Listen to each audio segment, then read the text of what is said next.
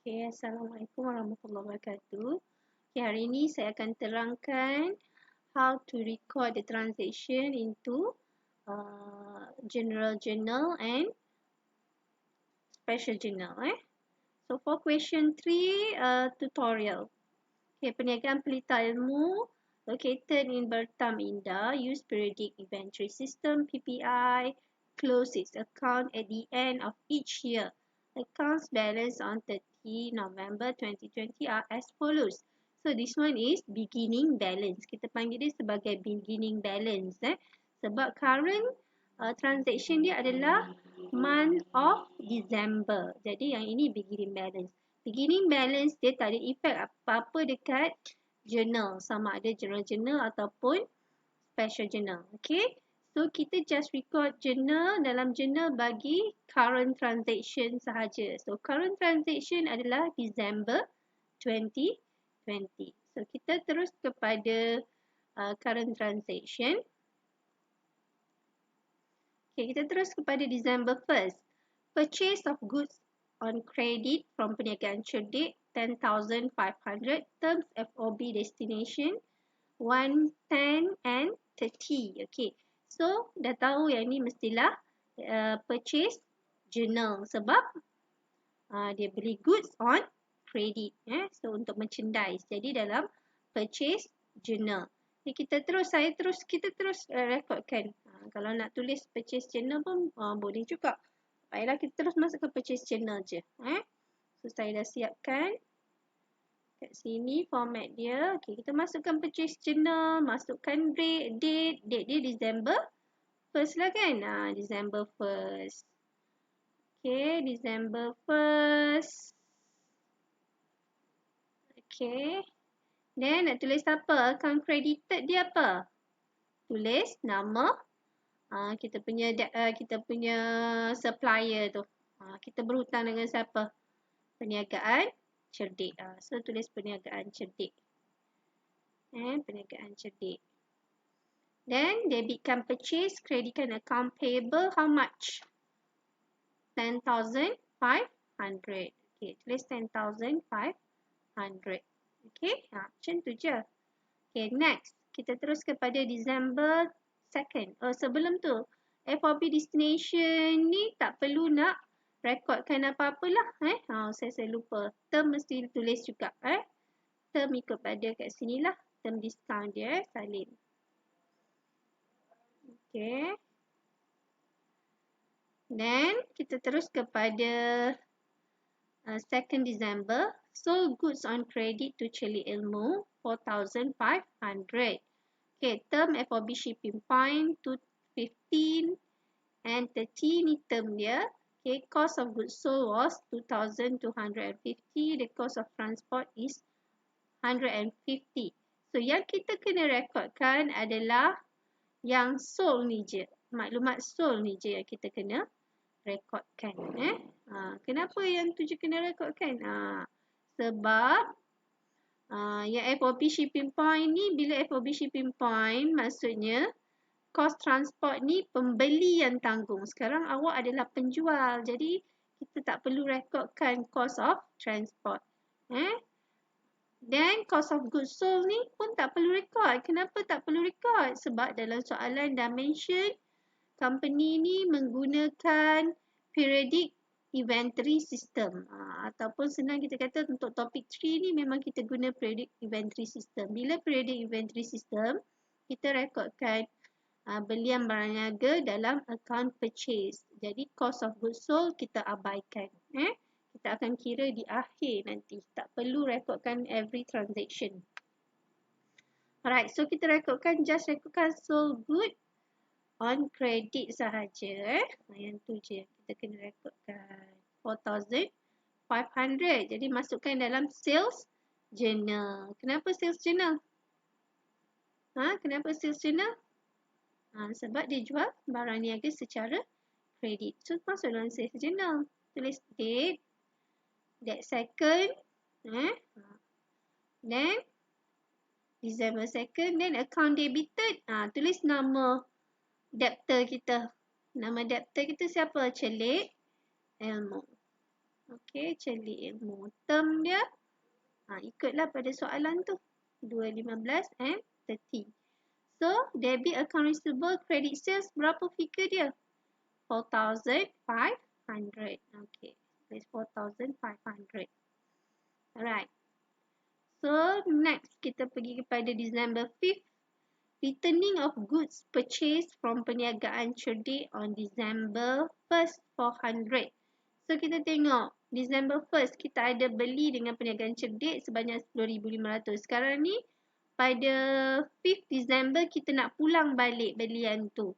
Kenapa? Maybe dia rosak ke ataupun salah size ke. Whatever lah. Pulang balik lah. Yang ni kita panggil sebagai purchase return. Okay. So masuk kat mana kalau purchase return? Kita tak boleh masuk dekat special journal. Kita masukkan dia dalam general journal. So nak debit apa kalau purchase return? Debit apa? Debit purchase return. Betul? Kan? Debitkan apa? Okay, kita tulis date dulu. Date dia December 5th. December 5th. Debitkan apa? Kalau kita pulangkan barang, hutang kita akan berkurang. So, debitkan apa? Debit account payable. Account payable. Siapa yang kita pulangkan? Siapa namanya? Perniagaan cerdik. So, kreditkan purchase return. Okay. Nak buat narration, tulis narration lah. To record purchase return. How much? 400. So, debit 400, credit pun 400. Debit account payable 400, creditkan purchase return. Make sure tulis account payable depan ni ya. Right. So, now, next question, next transaction is December 9. Receive return of goods 350 from Celik Ilmu for sale on December 2nd. Okay, kalau kita tengok pada sales journal. Okay, kita ada jual kepada Celik Ilmu 4,500. Then pada 9 December Celik Ilmu pulangkan balik barang yang kita jual tadi. Mungkin ada kesilapan. Nilai dia berapa? 350.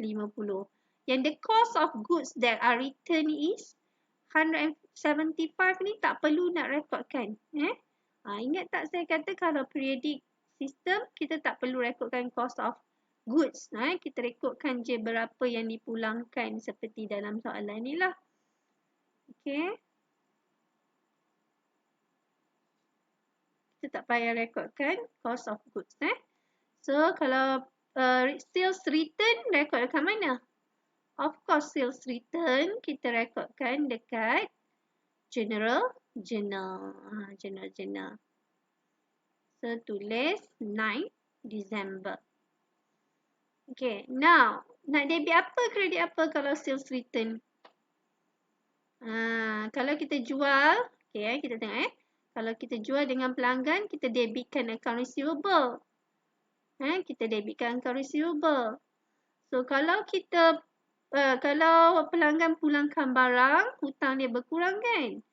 So, kita kreditkan account receivable. Debitkan sales return. So, debitkan sales return, kreditkan account receivable, Celik Ilmu. So, buat narration. To record sales return. Okay. And then, how much sales return tu? 350. Okay, debit 350. Sales return, kreditkan account receivable, Celik Ilmu 350. Alright, next. 11 December, receiving a check from Celik Ilmu for sale on December 2nd. Okay, kita tengok balik pada bila kita terima bayaran daripada kita punya penghutang. So, kita kena check balik rujuk pada sales journal kita. Okay, Celik Ilmu 4,500. Okay, 4,500 kita jual dengan dia. Dan jangan lupa kita ada terima return daripada Celik Ilmu 350. So tadi 4,500. So kena tolak lah sebab kita kreditkan account receivable kan. Tolak 350. Okay, itu satu. Dan kita kena kira adakah dia dalam tempoh diskaun. Okay, dulu. Kita tulis dulu dalam cash apa tu nak rekod dia. Receiving a check kan. So, cash receipt journal. Jadi, kita masuk cash receipt journal. Tulis date dulu. December 11. December 11. Okay. Then, account credited dia apa? Kalau kita terima cash dari pelanggan, maksudnya kita debitkan. Kita check kan, debitkan bank. Kredit dia account. Account apa? Account receivable. Kita kurangkan account receivable. Celik ilmu tu. So, kita terima check. Tadi kita nak kata dah nak kira sama ada dapat diskaun ke tidak kan? Okay. Dapat diskaun ke tidak? Okay, cuba kira. Tadi kita jual dekat dia. Dekat Celik Ilmu December 2nd. Now, December 11. Tempoh dia adalah 15 days. Tempoh diskaun. So, kena kira lah mula December 2. December 2, 3, 4, 5, 6, 7, 8, 9, 10, 11. So, baru 10 days. Jadi, dalam tempoh diskaun. Jadi, dapatlah diskaun 2%. So, kita kiralah diskaun dulu. Kira diskaun dulu. Okay. So, macam nak kira diskaun? Tadi sales tadi 4,500. Dan jangan lupa kita ada sales return. Sales return yang ni 350. So, account receivable kita tinggal 4,000. 4,000 berapa? 4,150 je. Okay. Dan times-kan dengan 2% dapat RM83 diskaun. Jadi berapa je Celik Ilmu yang Celik Ilmu akan bayar. Jadi Celik Ilmu hanya perlu bayar selepas diskaun iaitu apa? 4,067. Macam mana dapat 4,067? Hutang baki hutang dia tadi selepas kita tolak sales return 4,150. So tolakkan dengan sales diskaun 83 yang kita kira ni. Jadi Celik Ilmu hanya perlu bayar 4,067 saja. Kenapa letak bawah bank? Sebab dia bayar by check. Dalam soalan tu dah sebutkan dah. Dia terima check. Okay. Ni check. Okay. Okay. Next. Next 16. Paid to perniagaan cerdik to purchase for purchase made on 1st December. Okay. So of course dekat cash payment journal. Kenapa kat cash payment journal? Sebab dia punya keyword dia kat situ paid. Kan? Paid. Jadi kita tahulah dia mesti dalam cash payment journal. Jadi tulislah tarikh dulu 16 December. Okay, 16 December. Kalau kita kita bayar, kredit dia mesti, sekarang dia sebut check tak? Okay, by check. So, kredit dia bank. Kan? Nak debit dia apa? Kurangkanlah hutang kita, iaitu account payable perniagaan cerdik. Letak dekat bawah bank. Sebelum tu kita kena kira dulu dapat tak diskaun. Cuba tengok dapat diskaun ke tidak.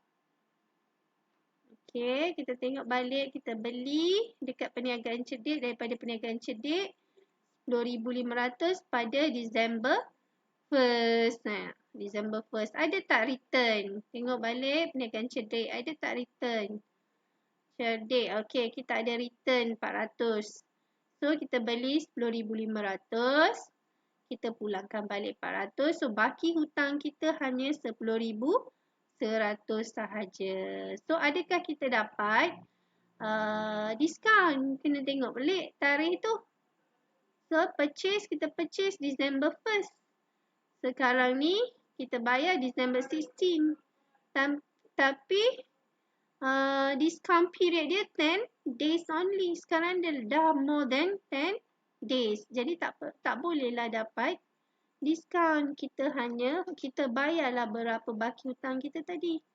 10,500. Kita minuskan dengan